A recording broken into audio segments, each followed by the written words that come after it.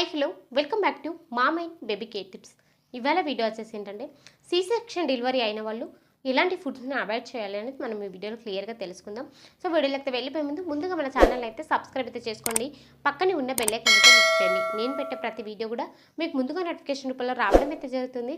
ఏదైనా సందేహాలు ఉంటే కింద కామెంట్ చేయండి, తప్పకుండా నేను మీకు రిప్లై ఇస్తాను. ఇక వీడియో సెక్షన్ డెలివరీ అయిన వాళ్ళు ఎలాంటి ఫుడ్ని అవాయిడ్ చేయాలనేది ఫస్ట్ తెలుసుకుందాం. సో ముఖ్యంగా సి సెక్షన్ డెలివరీ తర్వాత చాలా జాగ్రత్తగా ఉండాలి. సో కొన్నిసార్లు అది మీకు స్టిచెస్కి ఇబ్బంది కలగవచ్చు, మనం తీసుకునే ఫుడ్. కొన్నిసార్లు బేబీకి ఇబ్బంది కలగవచ్చు. సో కొన్నిసార్లు మీకు గ్యాస్ట్రిక్ ప్రాబ్లమ్స్ రావచ్చు. అందుకని సో ఎలాంటి ఫుడ్ తీసుకోవాలి, ఎలాంటి ఫుడ్ తీసుకోకూడదు అనేది ఫస్ట్ తెలుసుకుందాం. ముఖ్యంగా సి సెక్షన్ డెలివరీ తర్వాత స్పైసీ ఫుడ్స్ తీసుకోకూడదు. సో స్పైసీ ఫుడ్ తీసుకుంటే అది మీకు కడుపులో మంట అట్లా వస్తుంది. సో రీసెంట్గా మన సిస్టర్ క్వశ్చన్ అడిగారు అన్నమాట, అక్క మన కడుపులో మంట అయినప్పుడు అది బేబీకి కూడా అవుతుంది అనేసి. సో అట్లా ఏం కాదు, కానీ ఇట్లాంటి స్పైసీ ఫుడ్స్ ఎక్కువగా తీసుకోకపోవడమే మంచిది అన్నమాట. సో స్పైసీ ఫుడ్స్ అవాయిడ్ చేయండి. అలాగే మసాలాలు, సో డెలివరీ అయినాక నార్మల్ డెలివరీ అయినా సిజేరియన్ డెలివరీ అయినా ఎవరైనా కూడా మసాలాలు అనేవి ఎక్కువగా తీసుకోకూడదు. మసాలాలు, కారం ఎక్కువగా తీసుకోకూడదు. ఎందుకంటే మీరు బేబీకి ఫీడ్ చేస్తున్నారు. అది బేబీకి గ్యాస్ట్రిక్ ప్రాబ్లమ్స్ సంబంధించిన ఏ ప్రాబ్లమ్స్ వస్తుంటాయి, మీకు ఇబ్బంది కలుగుతుంది కాబట్టి సో మసాలాలు తీసుకోకండి. అలాగే cool drinks, so cool drinks ఇప్పుడు వింటర్ సీజన్ కాబట్టి కూల్ డ్రింక్స్ జోలికి వెళ్ళరు, కానీ సమ్మర్ టైంలో కూల్ డ్రింక్స్ తాగాలనిపిస్తే తాగుతారు, కానీ అట్లా చేయకండి. సో కూల్ డ్రింక్స్ కూడా అంత మంచిది కాదు మీకు. అలాగే కెఫిన్, సో డెలివరీ అయినాక ఒక 2-3 మంత్స్ వరకు అయినా కూడా సో కెఫిన్ టోటల్లీ అవాయిడ్ చేయండి. అంటే కాఫీ, టీ సో చాలా వరకు అవాయిడ్ చేస్తున్నాను. బెటర్ పాలు తాగండి, మీకు మంచిది.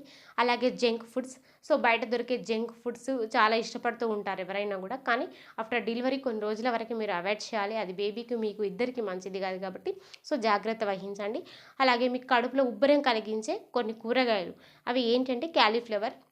సో డెలివరీ తర్వాత ఒక 3 మంత్స్ వరకు అసలు క్యాలీఫ్లవర్ జోలికి వెళ్ళకూడదు, ఎందుకంటే ఇవి కొంచెం ఇబ్బందిని కలిగిస్తుంది, ఎలర్జీ కూడా వస్తుంది. సో కాబట్టి కాలీఫ్లవర్ తీసుకోకండి. అలాగే బంగాళదుంప, అలాగే వంకాయ, చింతపండు, ఇవన్నీ కూడా మీకు స్టిచెస్కి ఇబ్బంది కలిగిస్తూ ఉంటాయి. సో స్టిచెస్ దగ్గర దురద, సో ఇన్ఫెక్షన్స్ వచ్చే ప్రమాదం ఉంటుంది.